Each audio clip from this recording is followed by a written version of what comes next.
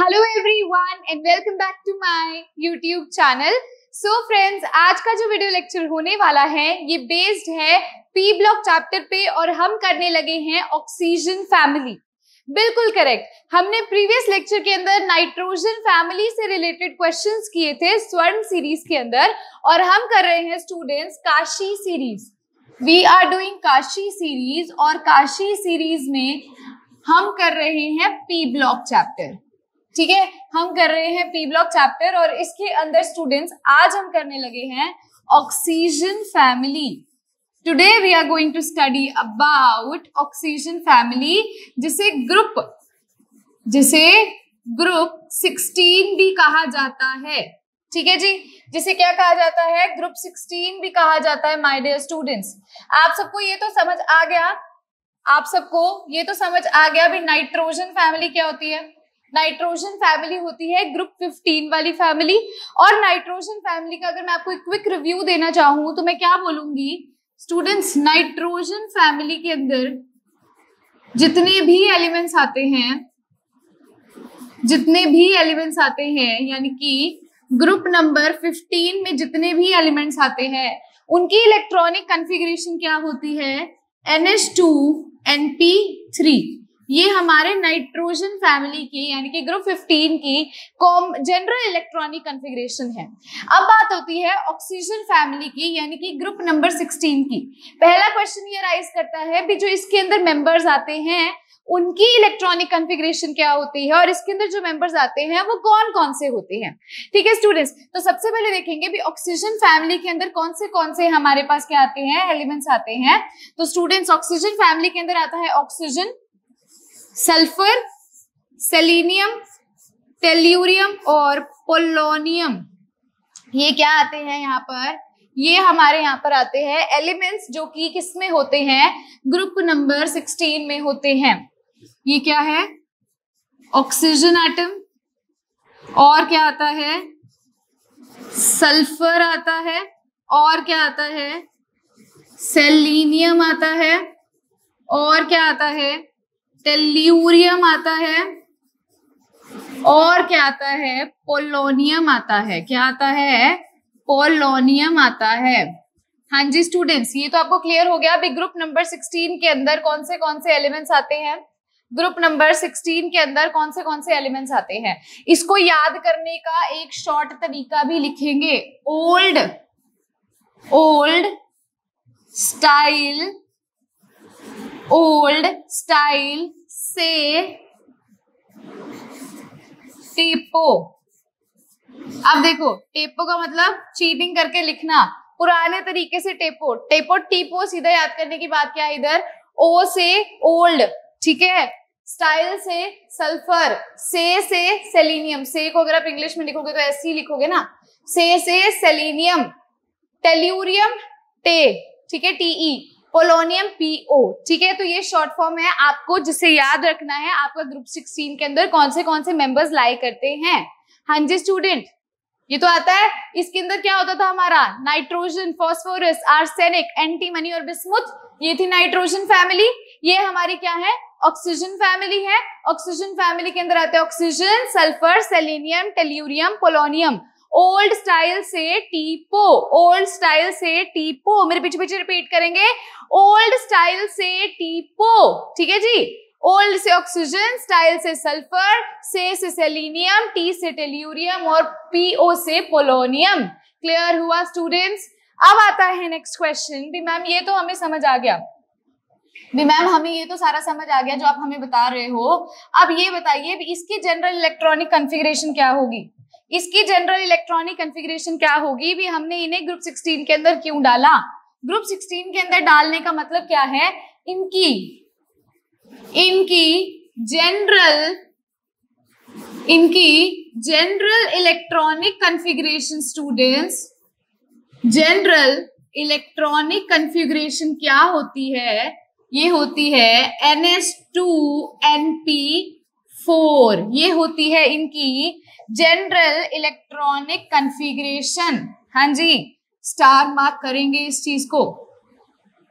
ठीक है, लास्ट जो इनके आउटर मोस्ट शेल के इलेक्ट्रॉन्स है वो कितने हैं टोटल, 2s के और 4p के, टोटल कितने इलेक्ट्रॉन्स है आउटर मोस्ट शेल में, टोटल 6 इलेक्ट्रॉन्स है, इसीलिए इसे ग्रुप 16 कहा जाता है। और ऑक्सीजन जो इसका है पहला एलिमेंट है, ऑक्सीजन फैमिली कहलाई जाती है। जनरल इलेक्ट्रॉनिक कॉन्फ़िगरेशन क्या होगी, NH2NP4 होगी। अब स्टूडेंट्स मैं आपको बोलूं भी इन सबकी general electronic configuration, outer most shell की इलेक्ट्रॉनिक कॉन्फ़िगरेशन बताओ, ये आउटर मोस्ट शेल की इलेक्ट्रॉनिक कॉन्फ़िगरेशन होती है। उससे पहले हम बताएंगे भी इनके एटॉमिक नंबर्स कैसे देखे जाते हैं, इनके एटॉमिक नंबर्स कैसे देखे जाते हैं। सबकी इलेक्ट्रॉनिक कॉन्फ़िगरेशन लिखने के लिए एटॉमिक नंबर्स का पता होना जरूरी है। अब आपको कि मैम हमें इतने बड़े बड़े एलिमेंट्स के एटॉमिक नंबर याद नहीं होते, कैसे याद करें, याद करो नाइट्रोजन के अंदर नाइट्रोजन, फास्फोरस, आर्सेनिक ऐसे था ना, तो मेरा क्या था, नाइट्रोजन का एटॉमिक नंबर 7 होता है, इसमें मैंने 8 जोड़ा था, फिर मैंने 18 जोड़ा था, फिर मैंने 18 जोड़ा था, फिर मैंने 32 जोड़ा था। ये मेरा क्या होता था, ये मेरा तरीका होता था मैजिक नंबर्स याद करने का। इसको हम क्या बोलते हैं स्टूडेंट्स, इसको बोलते थे मैजिक नंबर्स। भी अगर आप इन नंबर्स को ऐड करते जाओगे आपके एटॉमिक नंबर में, ठीक है, तो आपके बाकियों के एटॉमिक नंबर आएंगे। 7 में 8 जोड़ोगे तो फास्फोरस का आ जाएगा 15, 15 में फिर 18 जोड़ोगे तो आर्सेनिक का आ जाएगा, आपके पास कितना आ जाएगा यहाँ से 33। इस प्रकार से फिर 18 जोड़ोगे, फिर 32 जोड़ोगे तो बाकी एलिमेंट्स का आ जाएगा। यानी कि जो आपके पी ब्लॉक एलिमेंट्स हैं वहां उसका मैजिक नंबर क्या होता है पी ब्लॉक एलिमेंट्स के लिए, 8, 18, 18, 32। This is the formula for magic numbers. Magic numbers निकालने का तरीका क्या है, 8, 18, 18 और 32। अब यहां पर इनका निकालें, हाँ जी, यहां पर अब हम इनका निकालेंगे। ओके, देखिए ध्यान से, देखिए ध्यान से। ऑक्सीजन का हमें पता है एटॉमिक नंबर क्या होता है, पहले एलिमेंट का, पहले 20 एलिमेंट्स का हमें पता होता है। ऑक्सीजन का एटॉमिक नंबर होता है स्टूडेंट्स 8। मैंने क्या बोला, क्या क्या ऐड करना है, देखो अब आपने पहले 8 ऐड करना है, फिर आपने 18 ऐड करना है, फिर आपने 18 ऐड करना है, इस प्रकार से चलेगा। ठीक है, तो मैं इसको थोड़ा बड़ा करके लिखते हैं, थोड़ा बड़ा करके लिखते हैं। ओके, यहां पर लिख रही हूं, देखिए यहां पर हम इसे मेंशन कर रहे हैं, ध्यान से देखेंगे। ऑक्सीजन, सल्फर, सेलेनियम, ठीक है, टेल्यूरियम और पोलोनियम, ये है हमारा, ये है हमारा जी। अब देखना ध्यान से, ऑक्सीजन का एटॉमिक नंबर होता है 8, नाइट्रोजन के बाद ही ऑक्सीजन आता है, नाइट्रोजन का 7 है तो ऑक्सीजन का कितना हो जाएगा, 8 हो जाएगा। अब मैंने क्या क्या जोड़ना है, इसमें जोड़ना है 8, इसमें जोड़ना है 18, फिर जोड़ना है 18 और फिर जोड़ना है 32। ठीक है, क्लियर है, तो जोड़े। देखो अगर मैं 8 में 8 जोड़ती हूं, ऑक्सीजन का 8 है, सल्फर में 8 और जोड़ दिए तो कितना हो जाएगा 16। सेलेनियम में मैंने क्या जोड़ना है, 16 और 18 जोड़ना है, 16 18 कितना होगा स्टूडेंट्स, 34 हो जाएगा। फिर मैंने टेल्यूरियम में फिर से क्या जोड़ना है, 18 जोड़ना है, यानी कि 34 में फिर से मैं क्या जोड़ रही हूँ, 18 जोड़ रही हूँ, तो यहां से मेरा कितना आ गया, 52 आ गया। अब मैंने 52 में क्या जोड़ना है, 32 जोड़ना है, ताकि मेरा क्या आ जाए, पोलोनियम आ जाए। ये मेरा कितना आ गया, 84 आ गया। तो ये मेरे इनके क्या आ गए, ये मेरे इनके एटॉमिक नंबर आ गए स्टूडेंट्स, ये मेरे क्या आ गए, एटॉमिक नंबर आ गए। क्लियर हुआ, बताओ फटाफट से, क्लियर हुआ? हाँ जी, सिंपल था, एक का याद होगा, उसके बाद मैजिक नंबर 8, 18, 18, 32। पहले 8 जोड़ा, ऑक्सीजन में 8 जोड़ा 16 आया, 16 में 18 जोड़ा 34 आया, 34 में फिर से 18 जोड़ा, क्या आया हमारे पास 52। 52 में क्या जोड़ोगे, 32 जोड़ोगे तो क्या आ जाएगा, पोलोनियम आ जाएगा 84। अब एक और खासियत क्या है, जो पोलोनियम होता है, it is radio active, it is radio active students, it is radio active. Clear हुआ? हाँ जी, क्लियर हो गया। अभी तक मैंने आपको क्या बताया है, अभी ऑक्सीजन फैमिली जो होती है, ध्यान से देखेंगे, एक बार फिर से रिपीट कर रही हूँ सारा। मैंने आपको बताया ऑक्सीजन फैमिली जो होती है ग्रुप 16 कहलाती है। जनरल इलेक्ट्रॉनिक कॉन्फ़िगरेशन होगी NH2NP4 होगी। उसके बाद इसके अंदर कौन से मेंबर्स आते हैं, ऑक्सीजन आता है, सल्फर आता है, सेलेनियम आता है, टेल्यूरियम आता है और पोलोनियम आता है। याद करने का क्या तरीका बताया है, ओल्ड स्टाइल से टीपो, ओल्ड स्टाइल से टीपो। उसके बाद मैंने स्टूडेंट्स आपको यहाँ पर क्या बता दिया है, ध्यान से देखेंगे, उसके बाद मैंने आपको बताया है मैजिक नंबर्स होते हैं जिनसे हम इनका एटॉमिक नंबर निकाल सकते हैं। मैजिक नंबर्स क्या है? 8, 18, 18, 32। पी ब्लॉक के केसेस में हमने सब में यही किया था, हमने नाइट्रोजन फैमिली के अंदर भी यही मैजिक नंबर्स डाले थे और उनके एटॉमिक नंबर निकाले थे। ऑक्सीजन फैमिली में भी हमारा तरीका वही है, 8, 18, 18, 32 करके हमने इनके एटॉमिक नंबर्स निकाल लिए हैं। और आखिर में मैंने आपको बताया जो पोलोनियम होता है it is a radio active, ये रेडियो एक्टिव है। अब आगे बढ़ते हुए स्टूडेंट्स हम इनकी लिखेंगे इलेक्ट्रॉनिक कॉन्फ़िगरेशन। एटॉमिक नंबर्स अभी हमने करे, एटॉमिक नंबर्स अभी हमने करे, तो आइए पहले इनके एटॉमिक नंबर्स लिखते हैं। इसका होता है 8, इसका होता है 16, फिर हमने 18 जोड़ा था तो 34, फिर 18 जोड़ा था तो 52 और फिर 32 जोड़ा था तो 84। ये एटॉमिक नंबर्स आ गए थे। अब इनकी जनरल आउटर मोस्ट शेल की इलेक्ट्रॉनिक कॉन्फ़िगरेशन में लिखूंगी, ध्यान दीजिएगा। आउटर मोस्ट शेल की इलेक्ट्रॉनिक कॉन्फ़िगरेशन होती है NS2NP4, ये होती है इनकी आउटर मोस्ट शेल की इलेक्ट्रॉनिक कॉन्फ़िगरेशन। बाहर वाले शेल की अभी बताऊंगी इससे मतलब क्या है मेरा। आउटर मोस्ट शेल की बोला है मैंने। ऑक्सीजन का देखो आउटर मोस्ट शेल की इलेक्ट्रॉनिक कॉन्फ़िगरेशन क्या होगी, यहाँ N का मतलब होता है नंबर ऑफ शेल्स या फिर ये पीरियड के बारे में बताता है, अभी कौन सा पीरियड है। यहाँ पर इसका मतलब होता है कौन सा पीरियड है स्टूडेंट्स, ठीक है। आपने देखा होगा ग्रुप्स होते हैं और पीरियड्स होते हैं। ग्रुप्स कैसे होते हैं? पीरियोडिक टेबल है, मान लो जैसे ये, मान लो ऐसे होता है पीरियोडिक टेबल, ठीक है। तो ये जो चीजें हैं ये हमारे होते हैं पीरियड और ये जो चीज होती है हमारे ग्रुप्स होते हैं। ऐसा ही होता है ना, ऐसा ही होता है ना। तो ये ग्रुप्स होते हैं, ये पीरियड्स होते हैं। ये जो n की वैल्यू है ये नंबर ऑफ पीरियड्स को डिनोट करती है। ये n की वैल्यू किसे डिनोट करती है? ये नंबर ऑफ पीरियड्स को डिनोट करती है। क्लियर हुआ? हाँ जी। अब देखेंगे ध्यान से, यहाँ पर ऑक्सीजन जो है वो सेकंड पीरियड में बिलोंग करता है, इसलिए n की वैल्यू 2 हो जाएगी। तो इसके आउटर मोस्ट शेल की कॉन्फ़िगरेशन क्या होगी? 2s2 2p4। n की वैल्यू क्या डालेंगे? 2 डालेंगे, क्योंकि ऑक्सीजन किस में बिलोंग करता है? सेकंड पीरियड को बिलोंग करता है। फिर अब अगले वाला अगर ये सेकंड को है तो ये थर्ड को बिलोंग करेगा, ये क्या हो जाएगा? 3s2 3p4। अगले वाला क्या हो जाएगा? 4s2 4p4। इसके अगले वाला क्या हो जाएगा? 5s2 5p4। उसके अगले वाला क्या हो जाएगा? Polonium 6s2 6p4। हाँ जी स्टूडेंट्स, क्लियर है? इलेक्ट्रॉनिक कॉन्फ़िगरेशन क्लियर हुई? इलेक्ट्रॉनिक कॉन्फ़िगरेशन क्लियर हुई स्टूडेंट्स? अब यहाँ पर क्या देखना है, देखो आप कहोगे मैम ये आउटर मोस्ट शेल का मतलब क्या है? आउटर मोस्ट शेल का मतलब देखो, अगर मैं स्टूडेंट्स अगर मैं क्या करूं, हाँ जी, अगर मैं आपको बोलूं भी मेरा ऑक्सीजन है, इसका एटॉमिक नंबर 8 होता है, इसका पूरा इलेक्ट्रॉनिक कॉन्फ़िगरेशन लिखे तो क्या होगा? 1s2 2s2 2p4। चेक करो, 2 2 4 4 और 4 8 8 हो गया एटॉमिक नंबर, 8 हो गया। क्लियर है? ये इसकी जनरल है। इसको अगर मैं शो करूं बनाऊं तो क्या होगा? ये मेरा न्यूक्लियस है, ये मेरा न्यूक्लियस है, ये मेरा फर्स्ट शेल है, ये मेरा क्या है? फर्स्ट शेल है, ये 1s वाला शेल है। इसमें कितने इलेक्ट्रॉन्स है? ये देखो 2 दे रखे हैं तो मैंने 2 इलेक्ट्रॉन्स बना दिए। क्लियर हुआ? अब आगे ध्यान से देखेंगे स्टूडेंट, ध्यान से देखेंगे, ये मेरा कौन सा है? सेकंड शेल है, n की वैल्यू 2 है। सेकंड शेल में 2 मेरे पास इलेक्ट्रॉन्स s के हैं और 4 इलेक्ट्रॉन्स किसके हैं? p में। तो सेकंड शेल ये बना दिया और इसमें टोटल कितने इलेक्ट्रॉन्स है? 2 और 4 6, 1 2 3 4 5 6। कुछ इस प्रकार से स्ट्रक्चर बनेगा। यानी कि जो व्हाइट वाला है ये पूरा का पूरा है, S वाला भी और P वाला भी है, क्योंकि यहाँ N की वैल्यू 2 है, इधर N की वैल्यू 2 है। इसका मतलब क्या है? ये सेकंड शेल की बात हो रही है। सेकंड शेल में S के 2 इलेक्ट्रॉन्स है और P के 4 इलेक्ट्रॉन्स है। तो मैंने आपको क्या शो करा है? मैंने आपको सीधा सीधा साफ शब्दों में, ठीक है, क्या दिखा दिया है? मैंने आपको दिखा दिया है भी सिर्फ आउटर मोस्ट वाली। आउटर मोस्ट कौन सा है? शेल, सेकंड शेल है। इनर वाला कौन सा शेल है? फर्स्ट है। ये वाला कौन सा है? सेकंड शेल है स्टूडेंट्स। और ये वाला कौन सा है? फर्स्ट शेल है। तो आउटर मोस्ट का मतलब कौन सा होता है? बाहर वाला। बाहर वाला शेल कौन सा? Second shell. इसीलिए मैंने आउटर मोस्ट शेल की कॉन्फ़िगरेशन लिखी है। अभी ऑक्सीजन के केस में बाहर वाला शेल सेकंड होगा, तो इसकी कॉन्फ़िगरेशन बाहर वाली क्या आएगी? 2s2 2p4।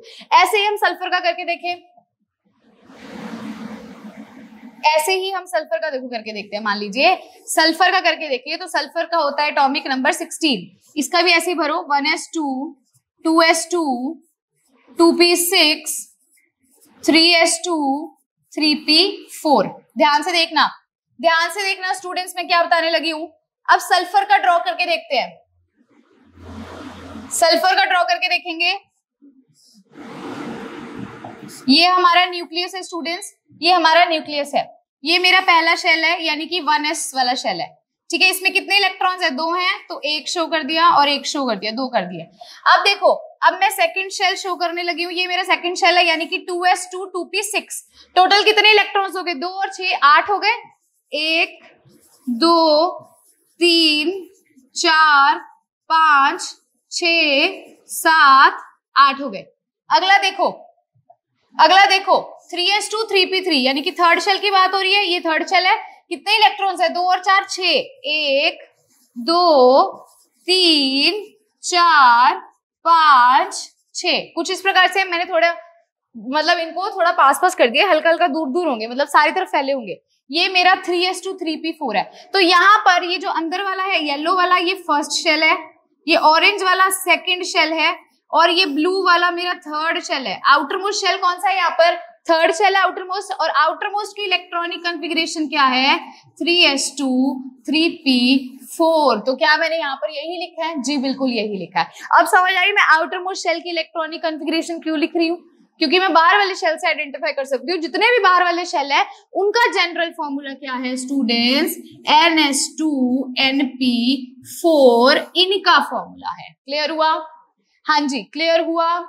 चले आगे, चलो अब हमने कर लिया एटॉमिक नंबर्स क्या होते हैं, इलेक्ट्रॉनिक कॉन्फ़िगरेशन क्या होती है। अब आता है students metallic character. Next property आती है मेटालिक कैरेक्टर। क्या आती है, मेटालिक कैरेक्टर आती है।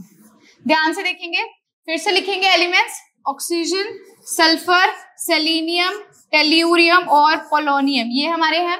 अब मैं आपको बता दूं, जैसे नाइट्रोजन फैमिली में हमने देखा था, जो ऊपर वाले 2 होते हैं दीज आर नॉन मेटल्स। ये क्या होते हैं स्टूडेंट्स, ये होते हैं नॉन मेटल्स। उसके बाद सेलेनियम और टेल्यूरियम क्या होते हैं, ये हमारे होते हैं मेटलॉइड्स। ये क्या होते हैं हमारे, ये होते हैं मेटलॉइड्स। और पोलोनियम जो होता है ये हमारा होता है मेटल। और कैसा मेटल होता है, इट इज रेडियोएक्टिव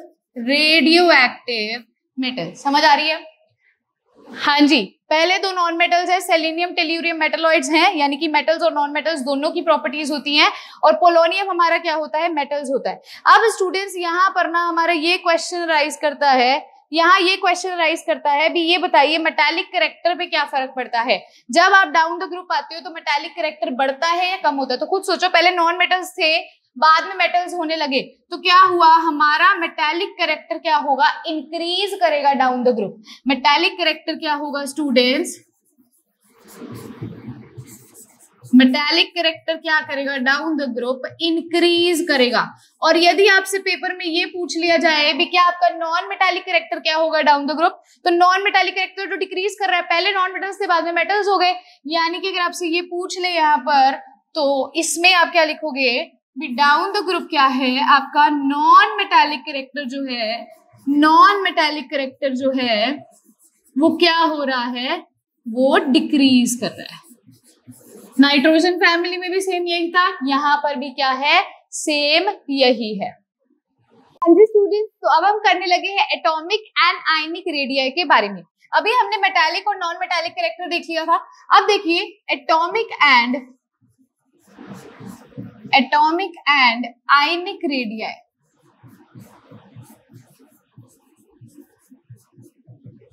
ध्यान से देखेंगे what is atomic and what is ionic radii students. तो यहाँ पर देखिए एटॉमिक और आयनिक रेडियाई में क्या होता है, सेम वैसे ही हम एलिमेंट्स लिखेंगे, oxygen, sulphur, selenium, tellurium, polonium, ये हमारे एलिमेंट्स हैं। इनकी general electronic configuration outer most shell की लिखते थे, तो क्या आती थी, 2s2 2p4 3s2 3p4 4s2 4p4, tellurium की क्या होगी 5s2 5p4 और पोलोनियम की 6s2 6p4, यही होती थी। अब स्टूडेंट्स ये इनकी आउटर मोस्ट शेल की इलेक्ट्रॉनिक कॉन्फ़िगरेशन है। इसका मतलब क्या है, ऑक्सीजन के बाहर वाला शेल कौन सा है, सेकंड शेल है। सल्फर के बाहर वाला शेल कौन सा? थर्ड शेल है। अभी बताया भी था आपको मैंने, अगर ऑक्सीजन का मैं पूरा लिखती हूँ कॉन्फ़िगरेशन तो क्या होती है 1s2 2s2 2p4, ये पूरी इसकी कॉन्फ़िगरेशन होती है, ये इसकी पूरी की कॉन्फ़िगरेशन होती है। एक बात बताओ, अगर मैं ऑक्सीजन सल्फर सेलेनियम का लिखती हूँ, मैं बनाती हूँ स्ट्रक्चर्स, तो कैसे बनते हैं? ऑक्सीजन का देखेंगे पहले, ये मेरा न्यूक्लियस है, सल्फर का यहाँ देख लेते हैं, ये मेरा न्यूक्लियस है, ठीक है। ऑक्सीजन का ये मेरा पहला शेल, ये वाला 1s2 वाला। सल्फर की भी लिख लेते हैं electronic configuration, 1s2 2s2 2p6 3s2 3p4, यही है, ठीक है। तो ये सल्फर का पहला शेल यानी कि 1s वाला शेल। क्लियर हुआ? अब ध्यान से देखेंगे, अब हम सेकंड शेल इसका बनाने लगे। ये इसका सेकंड शेल हो गया स्टूडेंट्स, इसका सेकंड शेल ये होगा हमारा 2s2p वाला, ये इसका सेकंड शेल हो गया। क्लियर हुआ? ये इसका क्या है? सेकंड शेल है। अब ऑक्सीजन तो कंप्लीट हो चुका है, 2 शेल्स ही थे उसके अंदर, सल्फर के अंदर, लेकिन यहाँ पर हमारा थर्ड शेल है 3s2 3p4। ये हमारा क्या थर्ड शेल है, जिसमें आपको s के भी इलेक्ट्रॉन्स मिलेंगे, p के भी इलेक्ट्रॉन्स मिलेंगे। कितने इलेक्ट्रॉन्स हैं? 6, 1 2 3 4 5 6, कुछ इस प्रकार से हैं। अंदर वाले के शो कर देते हैं, अंदर वाले 8 हैं, 1 2 3 4 5 6 7 8 है ना। और 1s में कितने दे रखे हैं? 1s में हमारे 2 हैं, 1 2, इस प्रकार से है, इस प्रकार से है। अब ऊपर वाले का ऑक्सीजन का भी देख लेते हैं। ऑक्सीजन की फर्स्ट शेल में 2 इलेक्ट्रॉन्स हैं, सेकेंड शेल में कितने हैं? 2 और 4 6, 1 2 3 4 5 6, ऐसा है स्ट्रक्चर। हाँ जी, ऐसा है स्ट्रक्चर। अब देखो एटॉमिक और आयनिक रेडियाई का स्टूडेंट्स मतलब क्या होता है? एटॉमिक और आयनिक रेडियाई का मतलब ध्यान से देखेंगे, न्यूक्लियस से बाहर वाले इलेक्ट्रॉन का जो डिस्टेंस होता है, न्यूक्लियस से बाहर वाले इलेक्ट्रॉन का जो डिस्टेंस होता है वो होता है रेडियस, या रेडियाई भी कहते हो। न्यूक्लियस से बाहर वाले इलेक्ट्रॉन का जो डिस्टेंस होगा, यहाँ क्या होगा? न्यूक्लियस से बाहर वाले का डिस्टेंस इतना है, यहाँ इतना है। जैसे जैसे नीचे आओगे, सेलेनियम के केस में देखें, सेलेनियम के केस में देखो, ये हमारा फर्स्ट शेल, ये हमारा सेकंड शेल, ये हमारा थर्ड शेल, ये हमारा फोर्थ शेल, और फोर्थ शेल का ये इलेक्ट्रॉन होगा मान लो। तो सेंटर से बाहर जो इलेक्ट्रॉन है, आउटर मोस्ट इलेक्ट्रॉन है, उसका डिस्टेंस क्या होगा? वो होगा एटॉमिक रेडियाई। वो क्या होगा? एटॉमिक रेडियाई होगा। यहाँ एटॉमिक रेडियाई कम है, फिर देखा एटॉमिक रेडियाई बढ़ गया, सेलेनियम में और बढ़ गया। टेलीरियम का देखें, टेलीरियम का केस देखो, first shell, second shell, third shell, fourth shell, fifth shell. यहां पर जो इलेक्ट्रॉन है, सेंटर से बाहर तक का डिस्टेंस क्या होगा? एटॉमिक रेडियाई होगा atomic radii.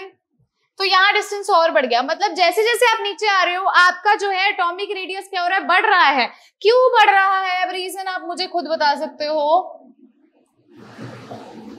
Oxygen, sulphur, selenium, tellurium, polonium, जैसे जैसे नीचे आओगे नंबर ऑफ शेल्स बढ़ रहे हैं, नंबर ऑफ शेल्स बढ़ रहे हैं, नंबर ऑफ शेल्स इंक्रीजेस, जिसके कारण क्या होगा? एटॉमिक रेडियस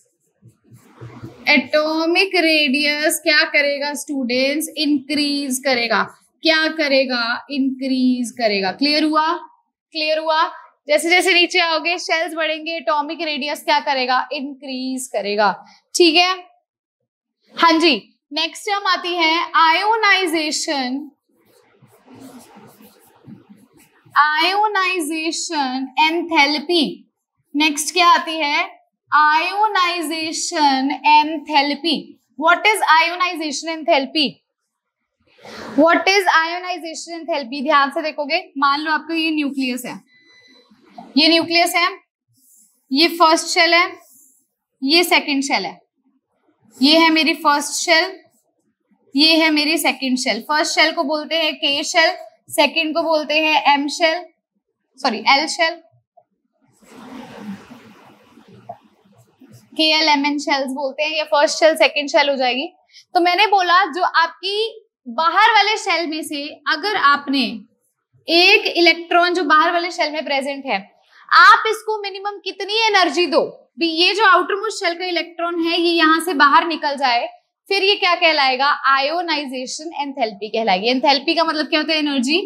तो इसकी डेफिनेशन क्या होगी, minimum amount of energy required, minimum amount of energy required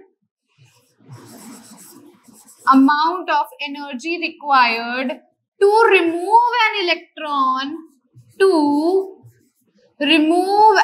electron, from the outermost shell, from its, लिख लेना, from its outermost shell. Clear हुआ। तो ये +1 की छोटी छोटी डेफिनेशंस थी, वो साथ साथ बताती चल रही हूँ ताकि आपको याद करने में स्टूडेंट्स दिक्कत ना आए। आयोनाइजेशन एंथैल्पी क्या होता है, मिनिमम अमाउंट ऑफ एनर्जी जो कि हमें इलेक्ट्रॉन को देनी पड़ती है भी वो उस एटम से बाहर निकल जाए। तो अब खुद सोच के देखिएगा, ध्यान से सुनेंगे। ऑक्सीजन, सल्फर, सेलेनियम,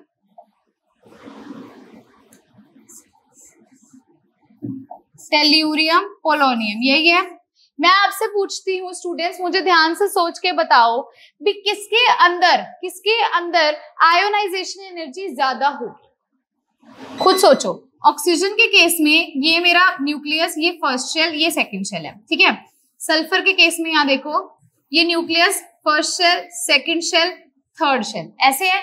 ऐसे अगर आप सेलेनियम का देखोगे, ये न्यूक्लियस, ये first shell, second shell, third shell, fourth shell, ऐसे है ऐसे। पर चल गई ये चीजें। अब ध्यान से देखना, यहाँ पर एक इलेक्ट्रॉन है, एक इलेक्ट्रॉन आउटर मोस्ट में ये है और एक ये है। मैं पूछती हूँ किस वाले केस में आप ज्यादा एनर्जी आपको देनी पड़ेगी भी इलेक्ट्रॉन रिमूव हो जाए। ध्यान से देखना, ये पॉजिटिव और नेगेटिव के बीच में अट्रैक्शन है, इस पॉजिटिव और नेगेटिव के बीच में भी अट्रैक्शन ऑब्वियसली होगी। ये न्यूक्लियस इस इलेक्ट्रॉन को भी अपनी तरफ अट्रैक्ट करेगा। ध्यान देखेंगे, पॉजिटिव और नेगेटिव एक दूसरे को अपनी तरफ अट्रैक्ट करते हैं, पॉजिटिव और पॉजिटिव रिपेल करते हैं, नेगेटिव और नेगेटिव रिपेल करते हैं। मैंने बोला दो ऑपोजिट चार्जेस के बीच में अट्रैक्शन है, तो इसकी ये जो फोर्स ऑफ अट्रैक्शन है स्ट्रॉन्ग है क्योंकि डिस्टेंस कम है। इसकी फोर्स ऑफ अट्रैक्शन ज्यादा है, इसकी फोर्स ऑफ अट्रैक्शन ज्यादा है क्योंकि डिस्टेंस कम है। इसकी फोर्स ऑफ अट्रैक्शन इसकी कंपैरेटिवली थोड़ी कम है क्योंकि डिस्टेंस क्या हो गया, डिस्टेंस बढ़ गया। यहाँ पर फोर्स ऑफ अट्रैक्शन इतनी नहीं लग रही क्योंकि वो बहुत दूर चला गया। जितनी पास है उतनी ज्यादा फोर्स ऑफ अट्रैक्शन है। सॉलिड भी अगर आपने पढ़ा होगा तो ये क्या होता है, एक मॉलिक्यूल दूसरे मॉलिक्यूल से ऐसे चिपके हुए हैं, क्यों, क्योंकि इनमें फोर्स ऑफ अट्रैक्शन ज्यादा है। वैसे यहाँ पर फोर्स ऑफ अट्रैक्शन ज्यादा है इसीलिए पास है। यहाँ force of attraction as compared to this थोड़ी सी कम है और यहाँ बहुत कम है क्योंकि वो दूर है।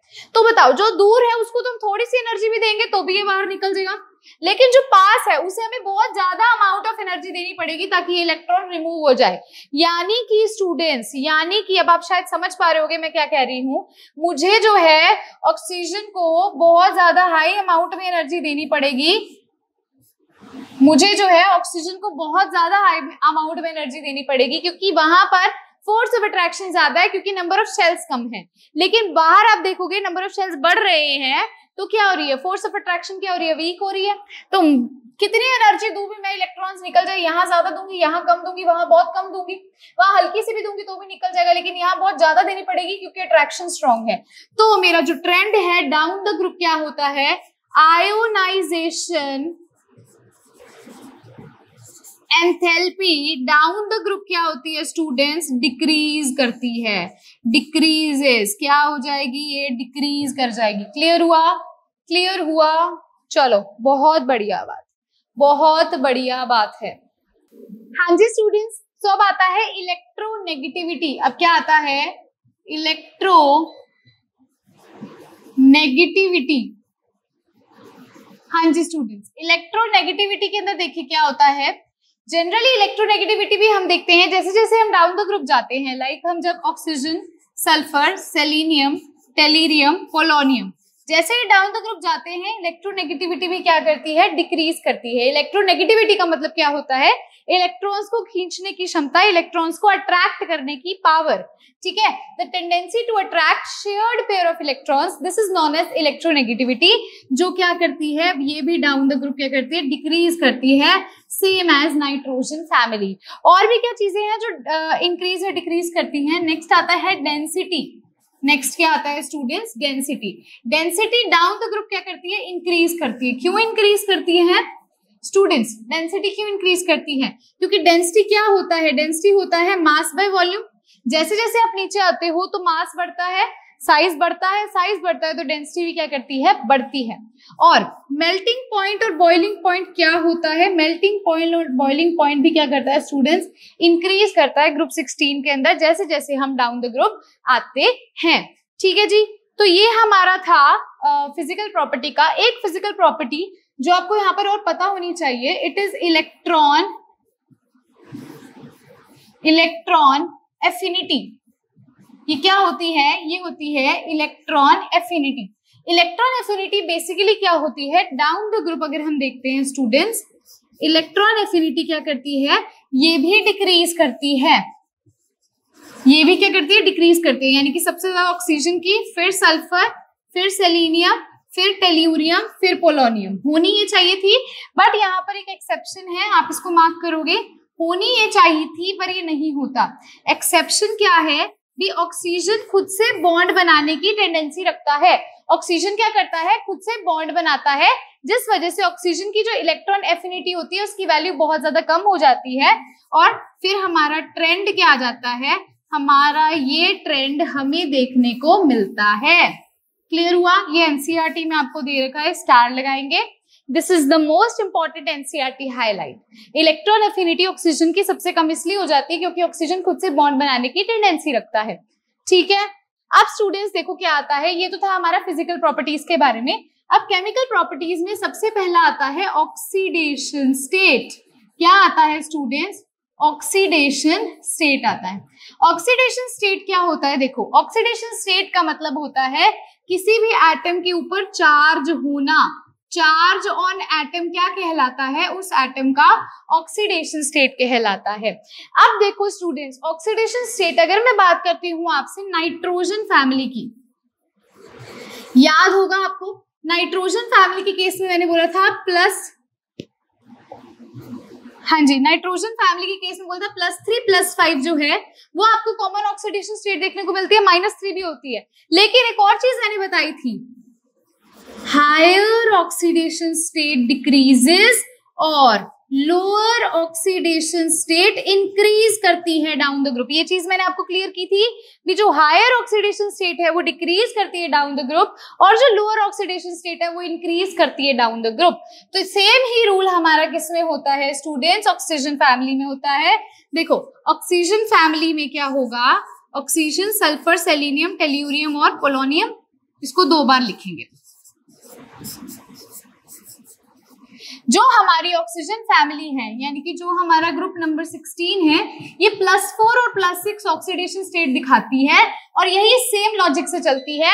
The higher oxidation state decrease करेगी और लोअर ऑक्सीडेशन स्टेट इंक्रीज करती है डाउन द ग्रुप। अब हम यहाँ पर ऑक्सीजन देखो +4 स्टेट में, सल्फर +4 स्टेट में, सेलेनियम +4 में, टेल्यूरियम +4 में, पोलोनियम +4 स्टेट में है। सिमिलरली हम इन सबको +6 में लिख देते हैं, ऑक्सीजन +6, सल्फर +6, सेलेनियम +6, टेल्यूरियम +6 और पोलोनियम क्या है +6 स्टेट में है, ठीक है। अब ध्यान से यहाँ देखेंगे मैं क्या एक्सप्लेन कर रही हूँ। मैंने आपको बोला हायर ऑक्सीडेशन स्टेट जैसे जैसे नीचे जाते हैं डिक्रीज करती है, मतलब ऊपर वालों में जो हायर ऑक्सीडेशन स्टेट है वो ज्यादा स्टेबल होगी, ये स्टेबल है, ये स्टेबल है। लेकिन जैसे जैसे नीचे आओगे लोअर ऑक्सीडेशन स्टेट बढ़ती है, तो नीचे वाले केसेस में लोअर ऑक्सीडेशन स्टेट की वैल्यू की वजह से वो ज्यादा स्टेबल होगा, इन दोनों में ये ज्यादा स्टेबल होगा। ऐसा क्यों होता है, this is due to inert pair effect. ये किस कारण होता है, ये इनर्ट पेयर इफेक्ट के कारण होता है। Now what is inert pair effect, inert pair effect का मतलब होता है जैसे जैसे आप नीचे आते हो जो आपके S के ऑर्बिटल होता है, जब वो इनर्ट हो जाए, वो बॉन्डिंग में पार्टिसिपेट ना करे, अंदर रह जाए, जिसके कारण वो बॉन्डिंग में पार्टिसिपेट नहीं करता और उसका +4 ऑक्सीडेशन स्टेट क्या हो जाता है, स्टेबल हो जाता है। ऊपर हमारे हायर ऑक्सीडेशन स्टेट स्टेबल होती है, जैसे जैसे नीचे आओगे हायर ऑक्सीडेशन स्टेट डिक्रीज करती है और लोअर ऑक्सीडेशन स्टेट क्या हो जाती है, स्टेबल हो जाती है, क्योंकि उसके एस ऑर्बिटल्स पार्टिसिपेट नहीं करते बॉन्डिंग में, इनर्ट हो जाते हैं। इस वजह से वो इनर्ट पेयर इफेक्ट के कारण लोअर ऑक्सीडेशन स्टेट को स्टेबल बनाता है। क्लियर हुआ?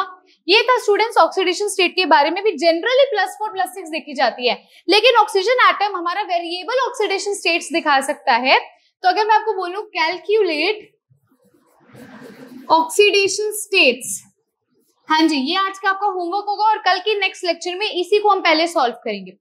ठीक है, ऑक्सीडेशन स्टेट 2 आपको निकाल के दिखाऊंगी, 3-4 क्वेश्चन आपको दूंगी जो आपने खुद से सॉल्व करने हैं। ठीक है, पहला O2, दूसरा O2-1, तीसरा O2 की पावर -2, ठीक है, इसके बाद KO3 और K2O2। ओके, हमारे पास ये है, ध्यान से देखेंगे स्टूडेंट्स।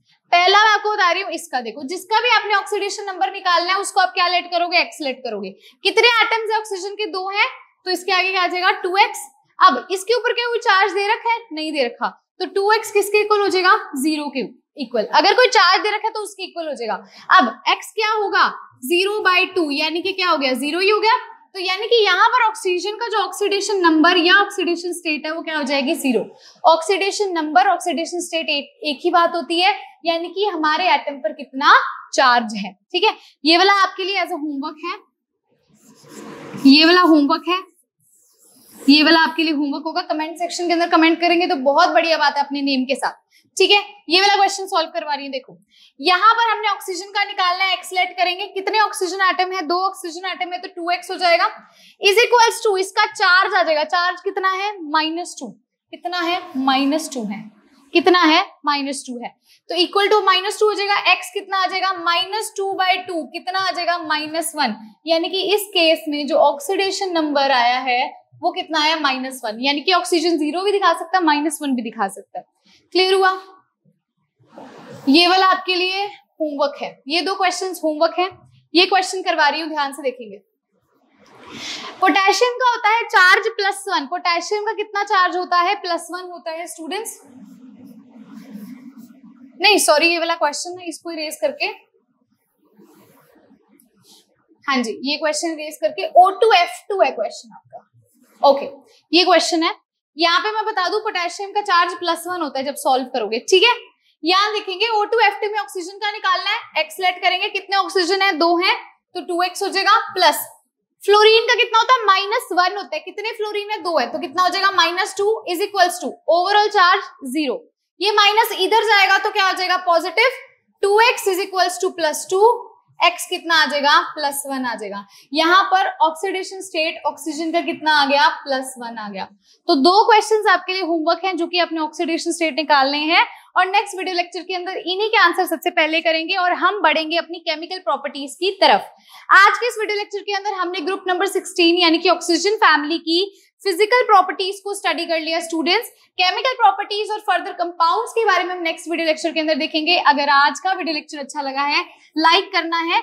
आज के वीडियो लेक्चर की जो एनसीईआरटी हाइलाइट्स है, एक तो मैंने इलेक्ट्रॉन एफिनिटी बता दिया है, बाकी एनसीईआरटी रीडिंग से भी मैं आपको वो करवा दूंगी, मतलब जो रीड करके हम एक पैराग्राफ लेके आते हैं हाईलाइट का, नेक्स्ट वीडियो लेक्चर के अंदर फिजिकल प्रॉपर्टीज का भी। सो आज के वीडियो लेक्चर को लाइक करेंगे, सब्सक्राइब करेंगे अगर आप मेरे चैनल पर न्यू हैं, और कमेंट सेक्शन के अंदर जो कि बहुत इंपॉर्टेंट है, जो कि मुझे मोटिवेट करता है, कमेंट सेक्शन के अंदर अपने व्यूज कमेंट करेंगे भी वीडियो लेक्चर आपको क्लियरली समझ आया और कैसा लगा। So thank you so much my dear students, have a good day.